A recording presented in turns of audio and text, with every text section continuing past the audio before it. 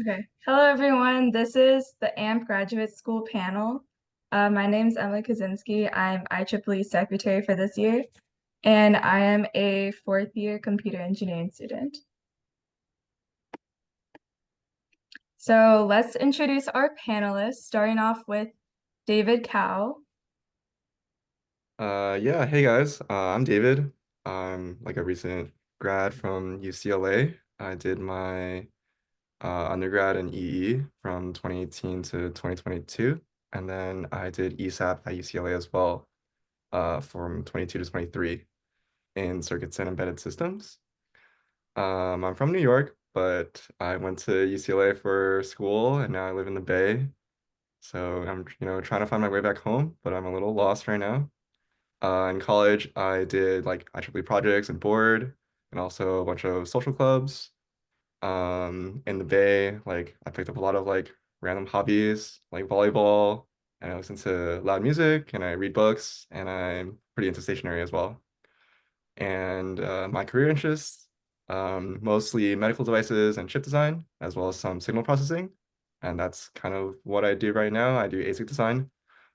So for the technology I use, that's mostly like writing in Verilog and C and Python. And I kind of just like mess around and kind of like break the FPGAs in the lab. That's like my job. And then our other panelist is Zaire. Hey everyone, my name is Zaire Ahmed. I'm a first year master's student. I did my undergrad here in EE, and I'm pursuing now a master's in EE with the focus on circuits and embedded systems. And so, yeah, I grew up in the Bay Area, and I've lived in LA ever since I was 12. So I've pretty much been both sides of California, North and South. So pretty much a California guy. And because of that, I like going on hikes and working out. And I used to do a lot of rollerblading and crocheting when I was younger, and trying to get back into that now. Now are more relaxed. Don't have to worry about grades as much as like I used to. So getting back into a lot of old hobbies, and crocheting is something that is quite fun. So I've enjoyed that a lot. Some of you may know me as the hardware lead for RAP last year, alongside Grace, who was the DSP lead. Did a lot of IEEE stuff, but that was like the big contribution was I was the lead. And then I've done a lot of RF and analog. So anything hardware related, I enjoy. So this kind of goes all as far as like IC design, DSP and comms, as well as just general RF systems. And I'm not too sure if I want to do a PhD or not, or go straight to industry. I'm still kind of debating that, but we can like talk about that more later. Great. So now we'll get into some pre-prepared questions regarding grad school. So the first question is, what motivated you to pursue grad school, and how did you know that it was the right decision for your career versus just going straight into industry? David, you could go first. Um, sure. What motivated me to pursue grad school? Well, I always knew I wanted to do industry and specifically design. And I think for design, it's much easier to get a role if you kind of have the master's degree going in.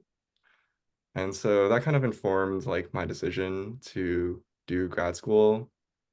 I also felt like, I kind of didn't have enough fun in school, because of COVID. So I was like, oh, I'll just like stay an extra year. It'll be fun. And I mean, I like EE, so it's like I'm gonna have a good time, I think. Yeah. Yeah, I guess I can speak about why I decided to pursue grad school. Kind of like David said, design is often one of those things in industry where it's like they prefer if you have a master's. So I had that in the back of my mind where I was like, okay, I should probably get a master's, but then I wasn't too sure like what, I should do it in. And then eventually the field I landed in, you kind of need a master's to get, hands-on design. So that kind of motivated me there academically. And also like, you get to a point where you learn a lot of random things in undergrad and it doesn't really click right away, especially in 10 weeks. So having a bit more time to kind of digest it after is nice, especially in grad school. It's less about, tedious math and algebra and more about understanding and how you can apply it. So I wanted that deeper understanding of, where are these things I'm learning and where does it go? And how can I actually use that knowledge to build, bigger systems, things that are more robust, reliable, et cetera. So there's a way for me to really kind of tie everything I learned into kind of one actual focus. And that was very enjoyable. So because I like learning, I was able to hone in on something that I enjoyed doing, which was electronics. Next question, how can students determine whether they should pursue a master's degree or go straight for a PhD? And why did you make the decision you did?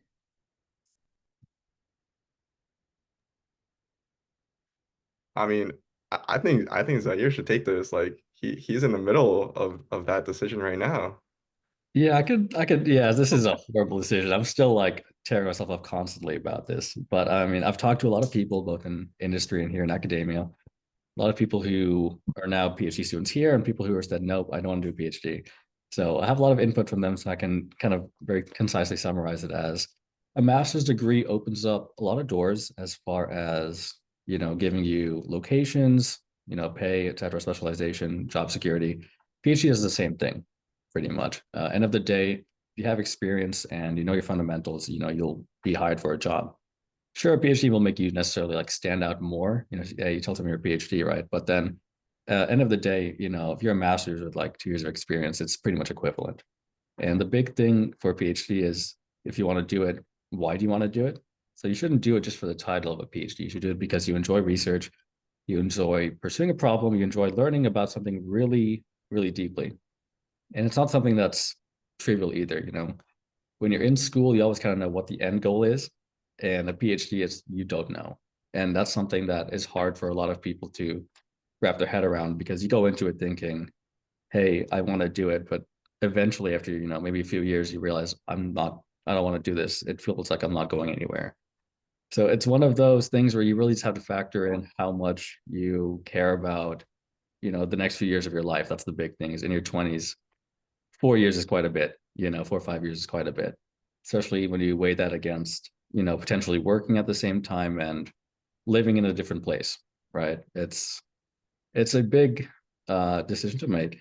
And it's something that is very heavily influenced by how badly you want to work as well. If you want to go make money, then by all means go make money. Because a PhD student, you are not rich. That is for sure. I think a lot of people can agree. For now, I guess for me, I'm doing the MS and I want to do a PhD at some point. Just the question is when. And maybe that's next year, maybe that's 2 years from now. That's something I'm still kind of debating on, what job offers I get and where I want to be as well, like physically. It's a lot easier to do a PhD in a location that has good funding, good professors, good environment than it is, out in a place you've never been before, stuff like that. So those are some factors. I mean, I would also say like for me, I kind of knew going in that I didn't want to do a PhD just because like I like don't have that dog in me. I just don't really want to work for like, 16 hours a day, just like thinking about stuff. And I'm not really kind of like a self-motivated person. I don't have that drive. So I just knew for me, like going in, it would not work out for me. Yeah. Yeah, I guess I'll add on to that is like it's not a matter of like how smart you are. Like there's no like, oh, I'm not if I don't do a PhD, like I'm not smart or I'm not like good enough.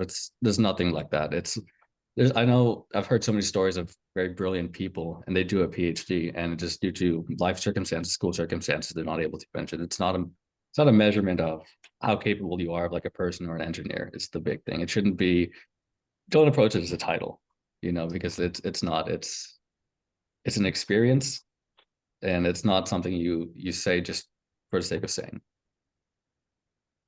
I also want to point out that it's not one or the other. Kind of like if you do a master's, you can still get a PhD, like Zaire's doing. And if you do a PhD, you can leave early with a master's. So it's not like you're locked in. But maybe he is. I don't know. Yeah, like, it also depends on some schools.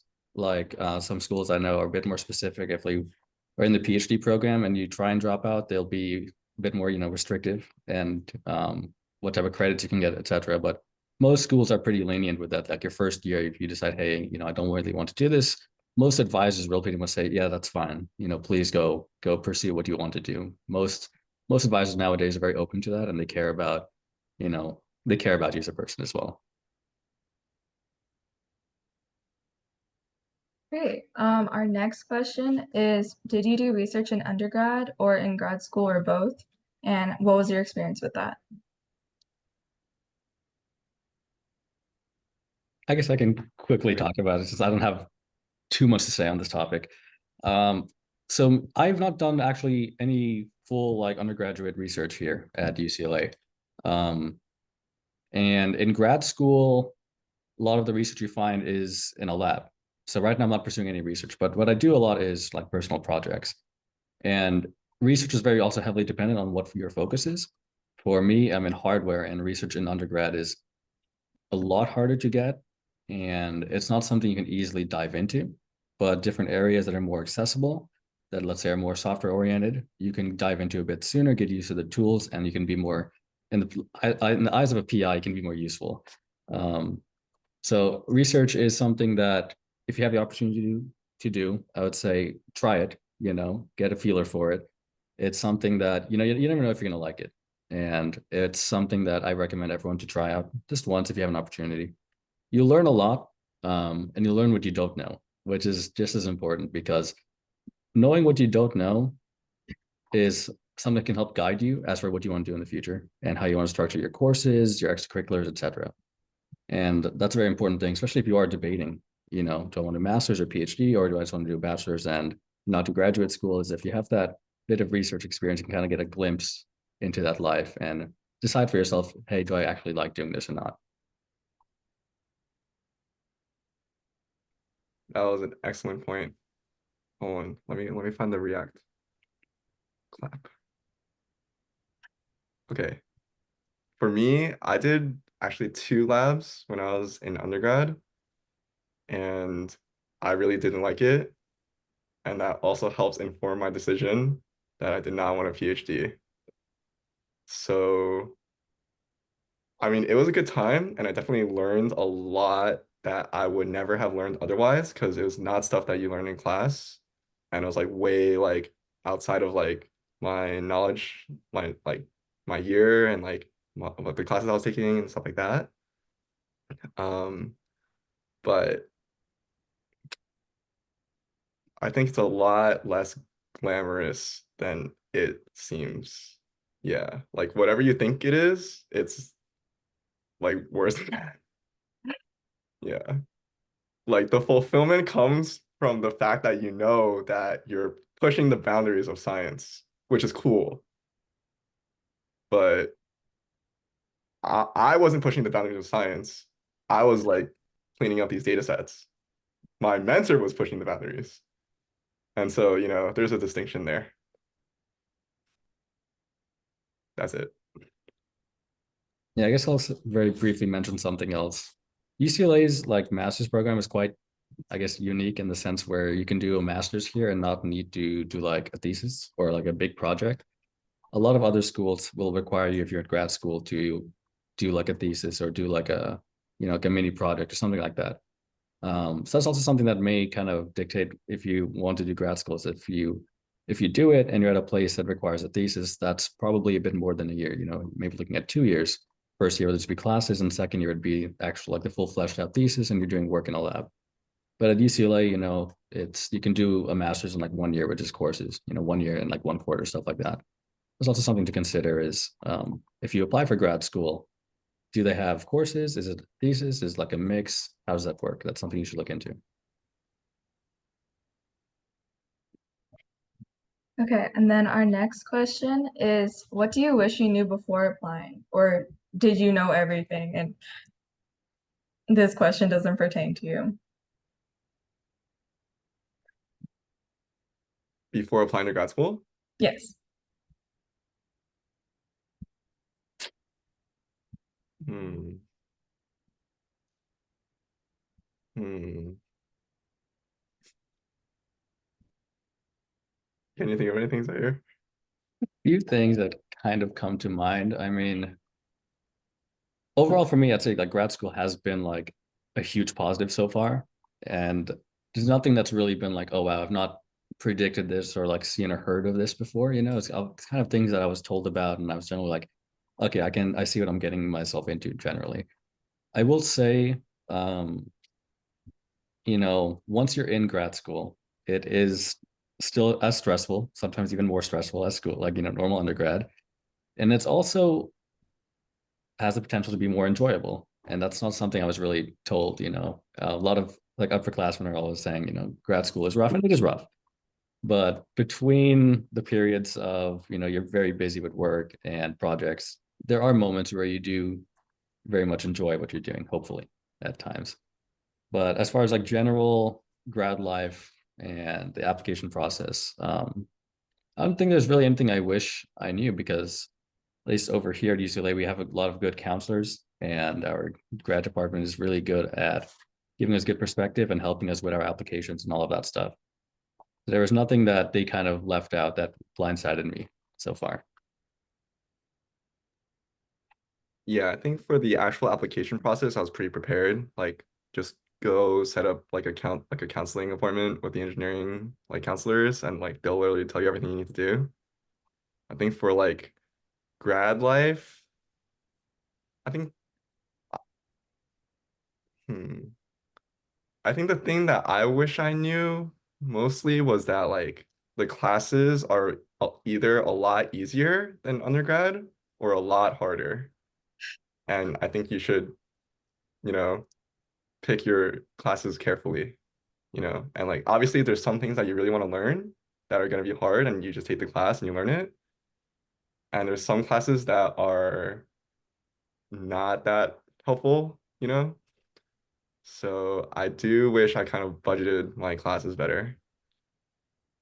Yeah, I guess the other thing is UCLA has this weird thing where you have to pick like a focus in grad school. Yeah. So I think David and I, we both had the circuits and embedded systems track. So if I remember correctly, I think that's 5 classes from that main area, and I think it's like 4 electives. And 3 of those electives have to be in the EC department. I think one can be like an outside department. So that's something where, if you're deciding between courses, which ones are easier, which ones are harder, which have good professors, which have bad ones, it's something where even for your chosen track, it might be a bit hard to get good quarters. Sometimes you have to bite the bullet with these things, where you have to take a class that's quite hard and frustrating. And like David said, some classes are a lot easier than others. I think UCLA circuit is known for being quite tough. Yeah. Some of our other focuses, they're a bit more relaxed, and the classes are not as what's the word, painful. But it again, it just kind of depends on what you would like to do, what your focus is, as far as the class difficulty is. But talking with the professors is a big, way you can kind of gauge what classes are important for your area of focus, how hard it is, et cetera, et cetera. But also, there's nothing stopping you from saying, hey, this class is hard. I want to learn it. I don't want to enroll in it. What's stopping you from sitting in, Yeah. So if you want to learn and you don't want to do like a really hard class, you can always just sit in and tell the professor, hey, I'm interested in the material. Can I audit the course? Stuff like that. So that's a workaround as well you can do that people don't really tell you about. People don't tell you can audit things. Also, I wish I considered more like the status, the standing, like the social standing of a grad student, Like when you talk to professors, they kind of like respect you a little more, and they like are more willing to give you the time of day. Like in undergrad, like if I ask a professor something, they're just like blow me off sometimes. They're just like, yo, just go talk to your TA. Or, like they just not respond at all. But like as a grad student, they're like, oh yeah, like you must be interested in the material, so I'm gonna talk to you. But on the flip side, sometimes like I would meet undergrads and they would be like, oh my God, like this guy's a grad student. He must like be really smart and have his life together. But that was completely not true. But then like there's still that divide, It's like how like there's a divide between you and your TA. Like you wouldn't like consider your TA your friend or like the same level as you. But actually, like I also had no idea what was happening. But I still had that like uh, I guess like advantage that I was a grad student. Yeah. But like, we're all still learning. Yeah, I'll add to that a lot of people at companies, like if you're doing something super technical, if you say you're a grad student, they'll at least hear you out a bit more. And like Dave said, professors are a lot more receptive to your questions and are more willing to give you time of day.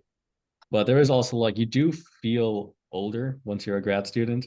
Like it's not like going from like senior to grad student, although yeah, it's like 1 year, it feels like a bit more than a year. But then at the same time, like David said, like you are just someone who is still learning. You don't know everything. You're still going and struggling through these classes and trying to figure out the material. And it's something that, you're expected to be kind of perfect as a grad student. but you're still also trying to navigate everything that comes with it. It's like you have maybe like 1.5 years of school, and then you have to go work. So you're doing job apps, you're maybe doing projects. There's a lot of things you're juggling and you're not sure of. And it's the same as being a student, really. Just things are a bit more amplified.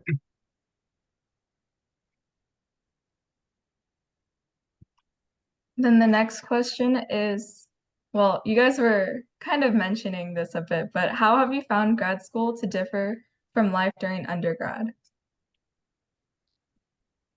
Okay, maybe Zaire doesn't have this problem, but I had this problem where all of my friends graduated.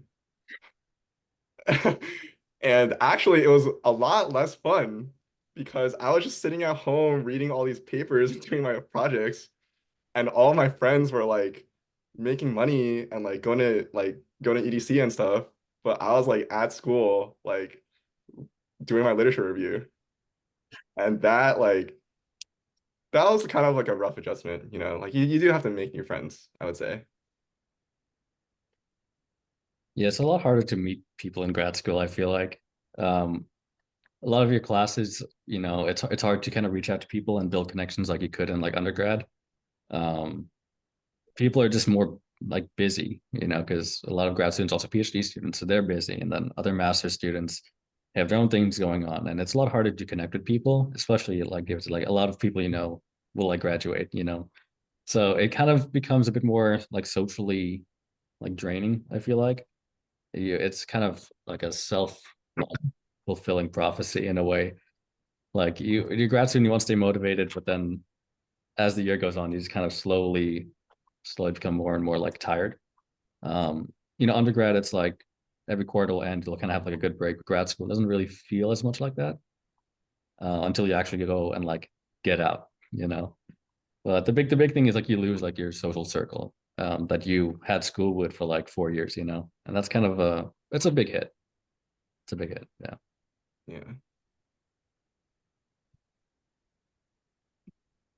And then next question, what advice do you have for students unsure of their career direction, but are considering grad school as an option?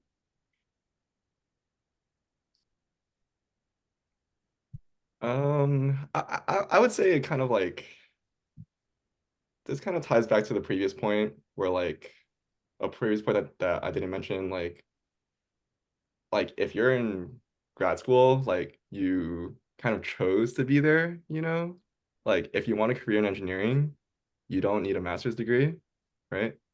So like if you're like you chose to be in grad school, it means something, right? So that being said, it's not like exclusive to the point where you have to be like a genius, like super genius of engineering to get a master's degree or a PhD. Like I'm sure we have all met PhDs who had, you know, questionable common sense skills, you know. So if you are unsure of your career direction, kind of like think about what you might want to do like down the road, like not like next year, but more like 5, 10 years in the future. Like, oh, like what do I want to be making? Or like how much money do I want to make? Things like that. And if you are okay with doing school and you're okay with like, reading all this stuff and like living the student life for another like year or like 2 years, then you could do it. And you can like apply to different school too. Like that might be fun too. I mean, my friends did that. He had some fun but he got his master's too in the end. So, all good in the end. Yeah, I'd like to say that grad school is something that, as much as it's like focused, you also kind of can have the opportunity to see a lot of different things. So, like kind of like how I mentioned before, like you have like your 5 classes and like 4 other ones, right? A lot of people I know, they did grad school, but they didn't know exactly what they wanted to do. Like for me, I'm very dead set on hardware, but a lot of people are like, I like hardware, I like software, I like system level stuff. So then they go into grad school because, maybe the economy's not too good, so they don't mind, 1 year out of the workforce, stuff like that. And they end up finding their passion for exactly what they want to do while taking more classes. And the other thing is, I don't think we talk about this too much, but grad school, like funding is a big thing. A lot of people, if they've have, an offer from a company, companies also like to sponsor, graduate degrees as well. That's something to potentially look at is, if you have the opportunity to be at a company and they say, hey, we can sponsor you for a master's, then that's great. In fact, a lot of professors actually recommend that if you can get, your graduate degree paid for, then it's better, right? But I would say that if you're considering grad school, it's probably because you have some incentive to try and do it, whether that's financial or because you want to learn more, you want to stay in school for a bit longer, that it is it's a good way to kind of learn more and, be more hireable as an engineer. People are more receptive to master's students. Unfortunately, that's kind of how it is, and it's also very focus specific. So if you feel like grad school is required or not required, but something you're looking into, kind of get a feel for, what things you generally like. It doesn't have to be very specific. It could just be things you don't like, and you narrow it down from there. And then you, in your grad courses, you take some general ones, and then you kind of spread it out, and then you'll kind of find what you like doing. And it's something that there's a lot of people who have gone down both routes. People who were thinking about grad school, end up going to grad school, and people who said, no, I'm going to go work. And it just kind of boils down to how much, can you get out of it? If you're in grad school and you're kind of coasting by, then it's maybe not too worth it for you. It kind of matters how much you are able to get out of it. Just weigh the odds as best as you can. Money ends up being a huge factor for these things because, 2 years of no income is quite a lot when you could be making a decent bit right out, of a 4-year program, especially for a PhD. That's 5-6 years of no income, stuff like that. So just kind of weigh the odds a bit. I mean, I want to point out that like it's not just no income, it's actually like negative income because you need to pay money to do a graduate program. But if you're a PhD, it's free, so it's all good. So if that's a concern, then yeah, you should do a PhD. But yeah.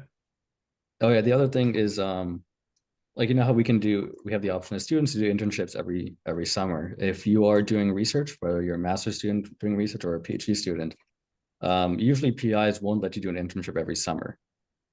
Maybe every other summer you can go and earn some extra money, but then all the other summers, you're still there doing research when all your friends are maybe out doing internships or stuff like that. Like you are just working throughout the full year.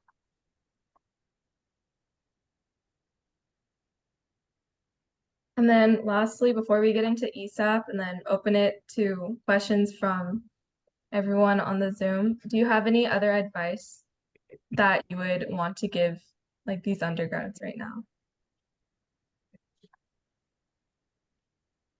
I would say pursue each class you take as a field you may potentially go into. Um, it's kind of weird because for me, it's like you want to do things that you enjoy doing. But I feel like if you go into it with an open mind and you talk to the professor and you kind of have a more personal connection with it, you'll enjoy your classes more and you'll enjoy learning and you'll get a better, perspective on what you may want to do versus just going through a class and it just being a bunch of homework and stuff like that where there's nothing really memorable out of it. And something being memorable is what makes you want to go into a certain field. Like for me, I've had very good circuit professors here, and because they were so good and knowledgeable and receptive to talking with students, that now I want to go into that field. But I can very easily see myself if they weren't as good, if I didn't talk to them as much and actually, have a conversation, then I don't know what I would be doing. So while you're here and if you're thinking about grad school, try and talk to, your professors and TAs and stuff like that. Just um, try and be more like involved with on that end, as much as classes are just a class, treat it as a way to kind of get a deeper dive into something you may end up doing the rest of your life. Yeah, I agree with all the points that you made. And I would also say like um the point I alluded to earlier, it's easier to break into some fields with different degrees. And I think there are some degrees where some fields like design or architecture where they won't really consider you without the master's, I would say. And it's not like it's not personal. I mean, I know I know like the difference between like UCLA undergrad and grad now. And I know that like, yeah, like I probably could not do my job that well, or I probably wouldn't understand what's happening that well if I didn't do the master's. And it, and it might not be that you like need the extra knowledge to perform your job, but it might be that they won't even look at you without the degree. So if that's something that matters to you, then you should consider that. Yeah, I'll also mention that there are a lot of, people like to focus on design as like an end goal. A lot of people focus on design, but then not all people go for grad school. So there's no like shame in doing a job that's not design. You don't want to be like fixated on design and because of that go for a master's or a PhD. That's not what you should do. If you shouldn't be pressured to go into grad school unless you want to do grad school. There are career paths that in engineering that aren't designed that are very fulfilling and very enjoyable, and you still learn a tremendous amount because any job you take, you're going to learn a lot, out of compared to like, an engineering program. So don't get like looped into the whole I need to go into design, I need to now have a master's or Oh, my PhD. bad.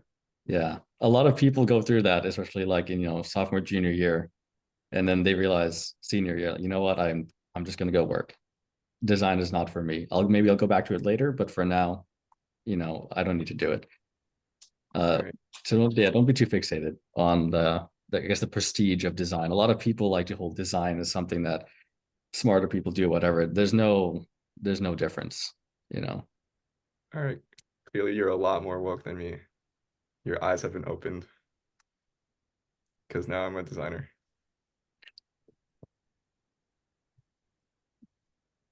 Okay, so moving on from those questions, we'll get into UCLA's ESAP, which is the Exceptional Student Admission Program, and I'll let you both expand more on what that is.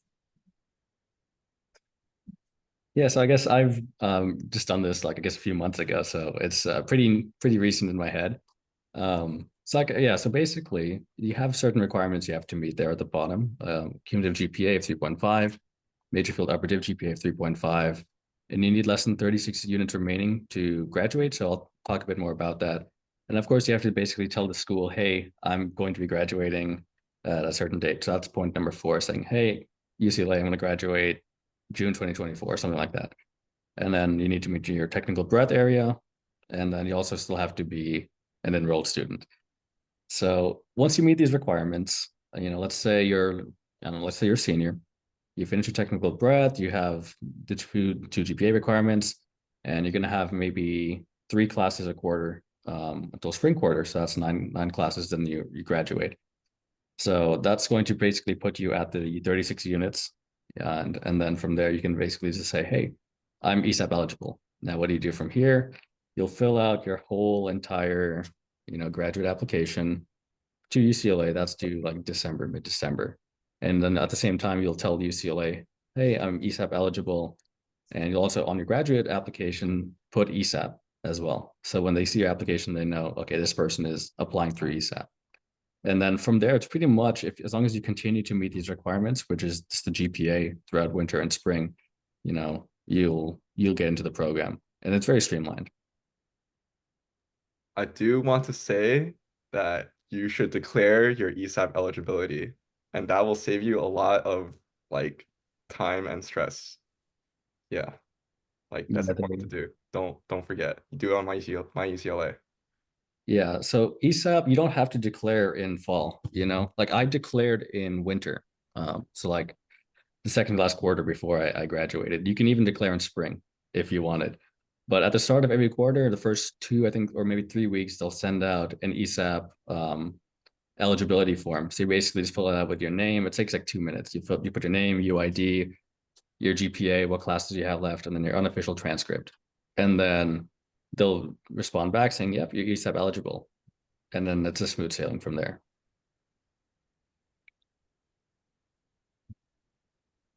Also, get your rec letters like ahead of time. Yeah. Like, because it's ESAP, like, and the professors all know what it is, like, you can just ask them and they like won't try that hard, you know, for the rec letter. Like, it'll take like 10 minutes for them. They're like, oh yeah, like this guy's good. Like, all right. And like the rec letters are kind of like a, because you're in ESAP and you're being guaranteed admission, like they're kind of chill, you know, like they know that you did well in undergrad. Like I know some of my friends were kind of submitting kind of like questionable rec letters. Um, but yeah, like just be aware that you should get a rec letter, two rec letters like before you apply. Yeah, deadlines are also like a huge thing. Like Taylor said, you have to also bug your professors quite a bit sometimes.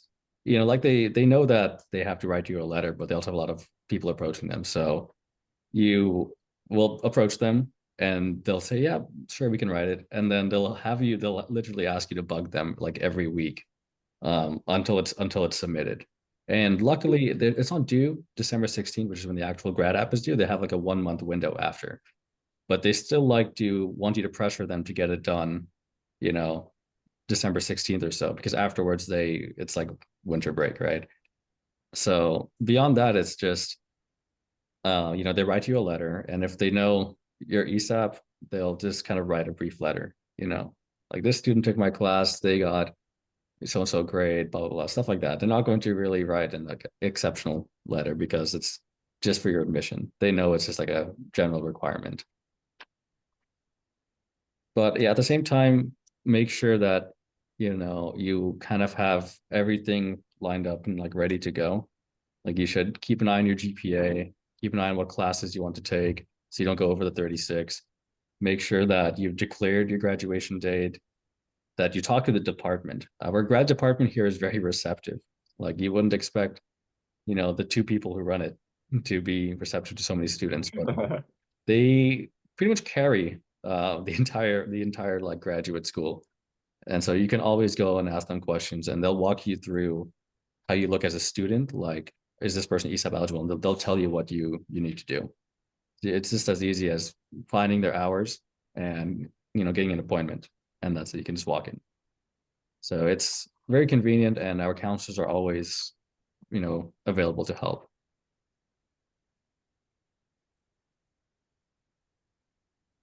Okay, and now I'll open up the floor to Q&A from anyone that has any remaining questions. So feel free to type in the chat or just unmute and say it. Can you TA to offset tuition for a master's? Is that your TA? Technically, yes, but there's a little nuance. So I'll let you describe your, you know, your experience with TAing, and then I'll talk about mine. So the answer is yes. Um, so if you TA, you get all your fees are waived. So if you look at like your Bruin bill, there's like a tuition portion and there's like a million different fees, and all the fees like go away. And on top of that, you also get a salary for the quarter, which you can apply to your tuition. So honestly, it's like a good amount of the tuition. And I want to note that it does depend on the department because I TA'd for the CS department, and that year they didn't give that much money. So yeah, it'd be like that. Yeah, and I guess I can talk briefly about my experience. So what UCLA does is there's some positions that will allow you to get, you know, tuition fees waived. So this includes TA ships, and if you know grade for courses and you have a certain appointment percentage, then you'll qualify and you can waive these things. So some classes they get a TA based on number of people that enroll and a bunch of other stuff, other factors. So a lot of the times, you know, you can TA for a class, but if the class size is too small, you may not get like a full, you know, TA ship, which is basically you may not get like as much waived and stuff like that. Like for example, right now I'm like technically a TA for a course, but on paper I'm not, like I don't qualify as like a TA as far as tuition reimbursement goes, stuff like that. So that's something that, you have to look out for and you talk to professor of the class, what about all of that stuff. But generally, yes, you can TA as a master's student and get your, at least a chunk of your tuition waived. I will say that a lot of TAing now is done by PhD students, because the department has recently changed their way of approaching, funding for grad students and discussion sections. So a lot more PhD students are preferred now for TAing, but you can still, as a master's student, get TA positions.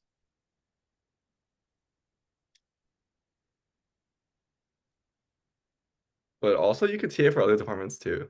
Like if you want to like TA like physics 1B and like, go for it. Yeah. Or if you want to TA like some other like, I don't know, like chem or like life science class. Or like, yeah, you can do that too. Yeah, the big thing is just you have to bug professors early. Like I mean, like sometimes even a quarter in advance. Just get on the radar somehow. Because, you know, emailing someone when everyone's like the course in full swing is like it's impossible to get a response sometimes. So if you let them know a quarter ahead of time, hey, that you're interested, then it's a lot more likely to happen. And then let's see, Taylor's question about how should you ask your research professor to sponsor your master's. So if you're doing a master's thesis, usually that project in that lab that you're working on has some sort of funding that's tied to like that professor's like account and all of that stuff. And usually that thesis might be part of a PhD person's project and which has its own funding as part of the lab. So from that end, you don't get your tuition like waived for the master's thesis for that. The research you're doing is going to be funded by the same funding that professor's lab gets, but the professor themselves do not sponsor your master's. It's still like an out of pocket expense. So you'd still pay the tuition, but if you're a PhD student, your tuition gets as part of your grant for your research, it gets covered.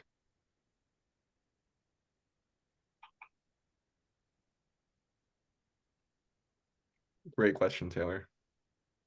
Yeah, I guess on a similar vein, like if you're working at a company or you may go to a company and they want you back and you're doing a master's, you can ask them to reach out, hey, thoughts on sponsoring the master's, stuff like that. A lot of companies do fund masters, so you can just ask your boss or whoever is there that and it's a very simple question. There's no like real formalities with it. You should still be respectful, of course, but you shouldn't be intimidated to ask your employer if they want to sponsor your master's if you're going back, because that's them investing in you to go and get like a higher degree and then come back and work for them. But you do have to go back and work for them. Yeah, if you leave, like if the contract's like you have to stay there for 2 years, you leave halfway through, I believe typically it's like they'll only cover like maybe like the half of your tuition, so it gets like prorated like that.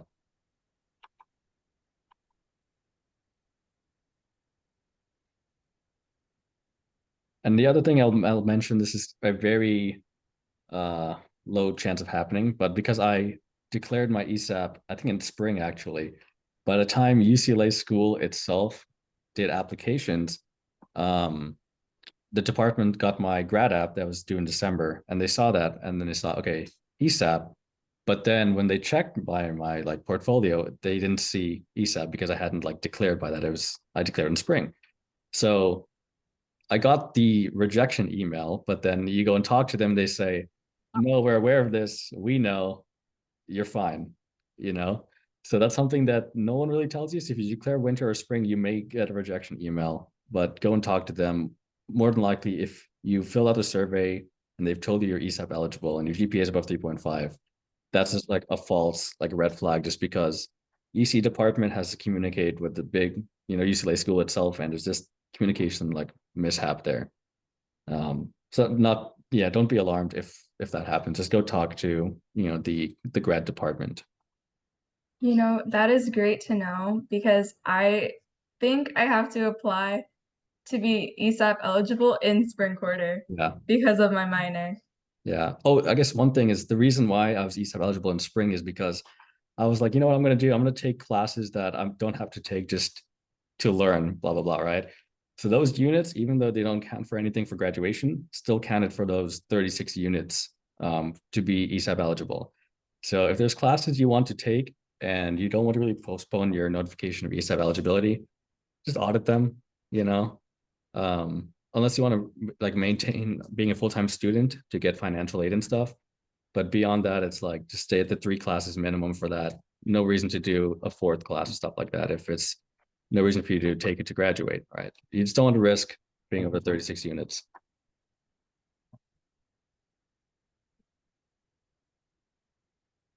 Yeah, so if they, I don't know, David, have you heard of scenarios like this? Yeah, I mean, it happens all the time. Like, you get your professor to fund your, yeah, I mean, like, that is what's known in the business as mastering out.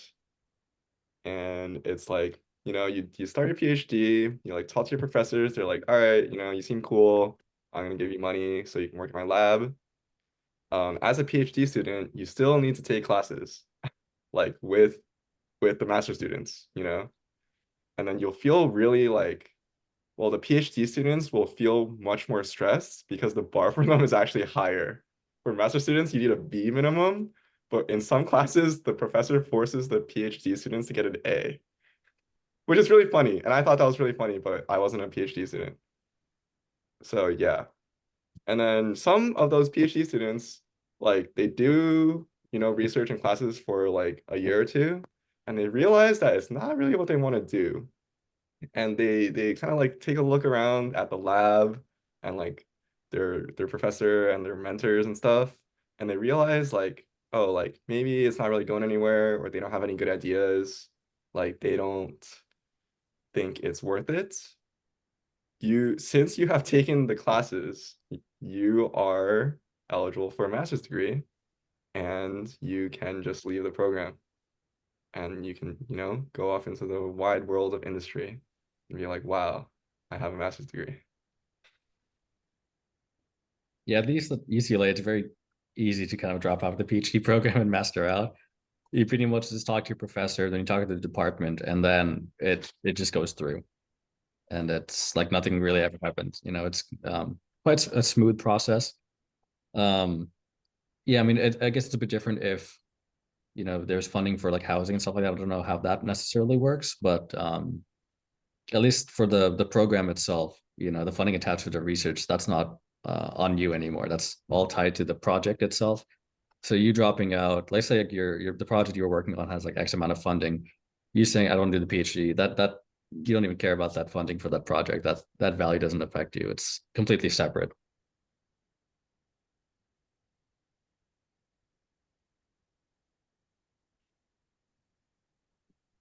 Hello.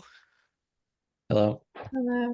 What's up? Shout out to David Cow from because I think we were classmates in class of 22.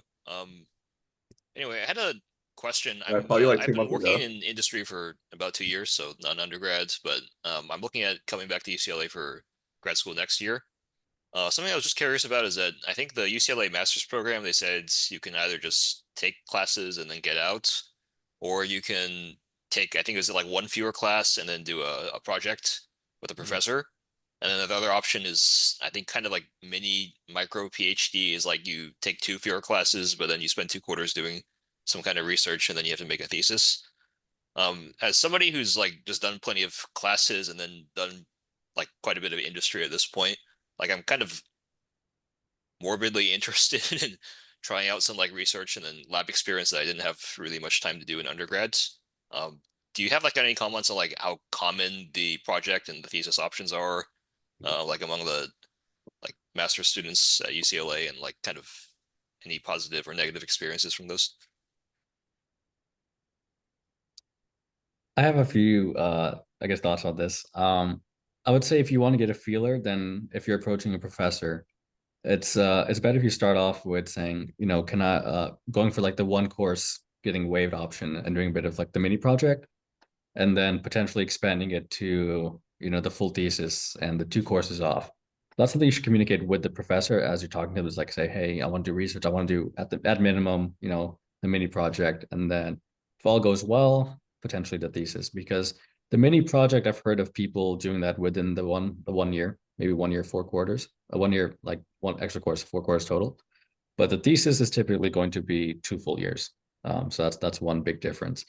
The other thing is funding for the thesis. I think that's a bit harder to get because you need to have professors that have room in their lab, as well as projects that a master's student could do.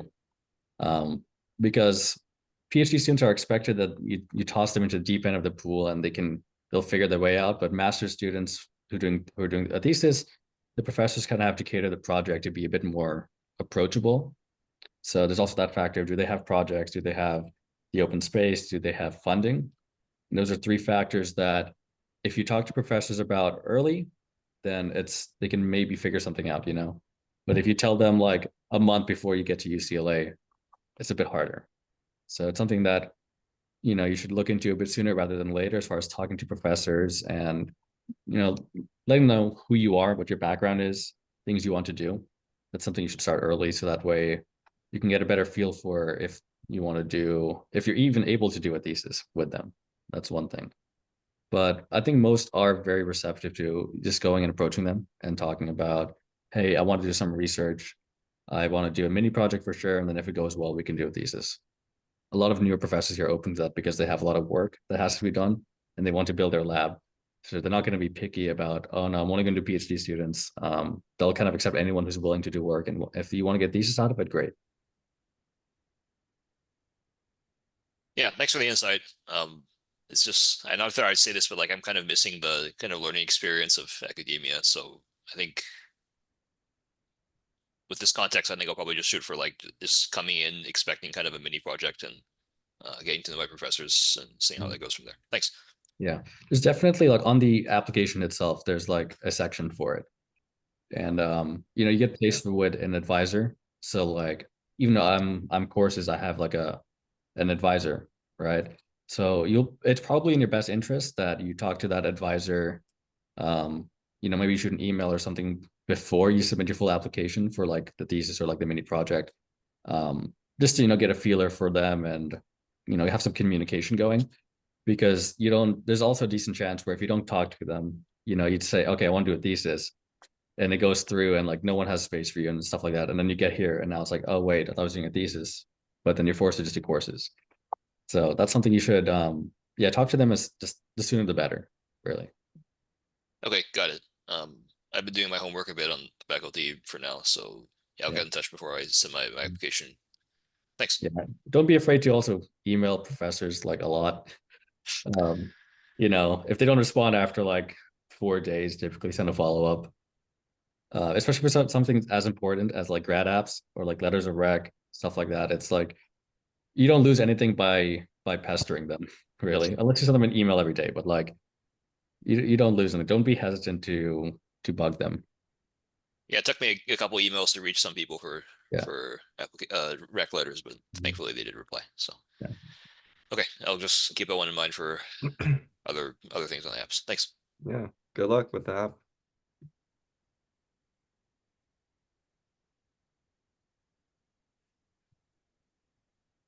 All right, any other burning questions? Or not so burning. I guess you could always like Yeah, it could be like nothing really important. It could be anything. like anything about school or anything. Do you find that your social groups like change significantly, like when in between undergrad and grad school, or is like mostly the same? Well, like I said, all my friends graduated, so I needed to find new friends in my classes, and like half of them are like actual like super geniuses from like other schools or like out of the country or something who like really, really know like in depth what they want to do and everything about that topic. And I would just talk to them about like whatever we're doing, and they would just like blow me out of the water with their knowledge, you know, and their like dedication to engineering. And that kind of threw me for a loop because I feel like in undergrad, you know, like we're all just kind of like, you know, going through it together. And like we're all kind of being we're all being taught to like be for the breadth, you know, like we're pursuing breadth in undergrad, and so it was kind of like different in grad school. Just like, oh my God, these people are actually like specialists. Oh man. Yeah, I feel like because of that in grad school, you'll meet people that you run into in your classes or in your lab and stuff. And you can be like acquaintances with them, but it's a lot harder to be like friends with them. That's a bit harder because everyone is very much focused on, whatever they're doing. And it's a lot harder to kind of like talk to people and have any connections outside. Because a lot of grad students don't have like, for example, an undergrad here, you have a lot of like clubs and stuff like that, different ways of meeting people outside, the classroom. And grad students don't really have that. It's pretty much just classes and work nonstop for them. So you do feel a bit more kind of alienated from people. I guess the other thing that for me in my area that I wasn't really used to at first was I think UCLA's ECE for circuits is things around 80% international. So it's a lot harder to this is it's just like the language barrier, and it's harder to meet people and kind of bond over things. There's a lot of different like cultural differences and stuff like that that you don't encounter during undergrad, So you're in a completely like different group of people that are much more work oriented and career oriented. And then I think one question in the chat about In a 3.5. 3.5. Yeah. So I want to give you the secret sauce, which is that there's two components of the GPA. One is the major field upper div, and one is the overall. And so for the overall, like you can take classes that are not relevant to your degree whatsoever, and it will count towards your overall GPA. Yeah. For study tips, um, like how like networking, honestly, like studying with friends or like asking them for help or even like getting your hands on some old tests and stuff, like that was the best, I think, for me.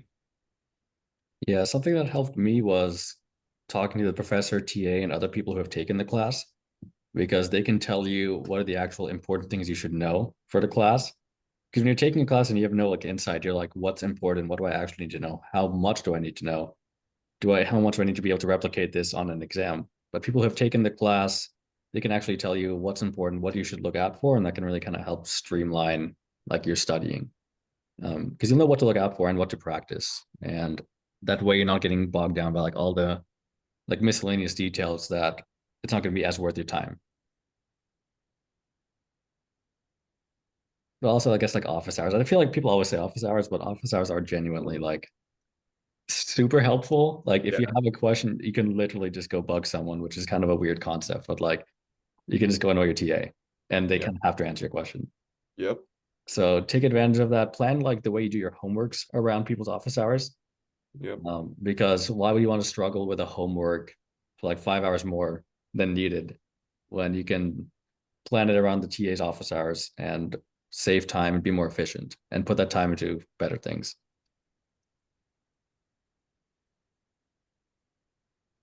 Also, like be friends with your TA, Yeah. like your TA is cool, Yeah. you know. Yeah, although they're like a scary grad student, they're Yeah. also just like a normal person. Yeah. Go make some jokes with them, do some icebreakers, like you'll be fine. And then they'll be more inclined to help you too. Yeah, like there's a lot of TAs I've had where it's like once you start talking to them more and you have a conversation, they'll like respond to you like any time of day, you know? Yeah. And it's just something like you just have to go and like just be open with them. That's it. Like all TAs want you to succeed. I don't think that I've had a single TA that's like against the student body or anything. So, Yeah.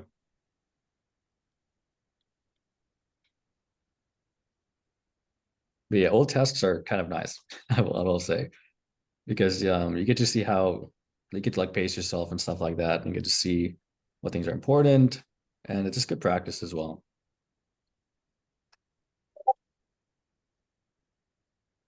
All right, so all of the time is up.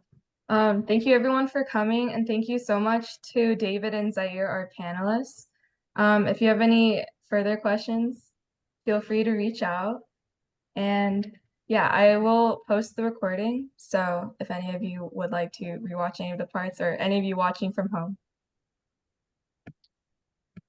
Yeah, thanks you all for coming. If you want to reach out, like you can email me or like, I don't know, like LinkedIn, or, I don't know, like do whatever. Yeah. Yeah, likewise. If you ever want to find me on campus, I'm usually like on campus all day. I email. I'm very much terminally online with my email as well as LinkedIn. And yeah, if you ever need to find me, you can even shoot me a message on Discord. If you're on IEEE Discord or something, you'll probably see me there quite a bit. But yeah, Emily, thank you for hosting us. Yeah, thank you, Emily, for organizing this. All right, everyone, have a great night.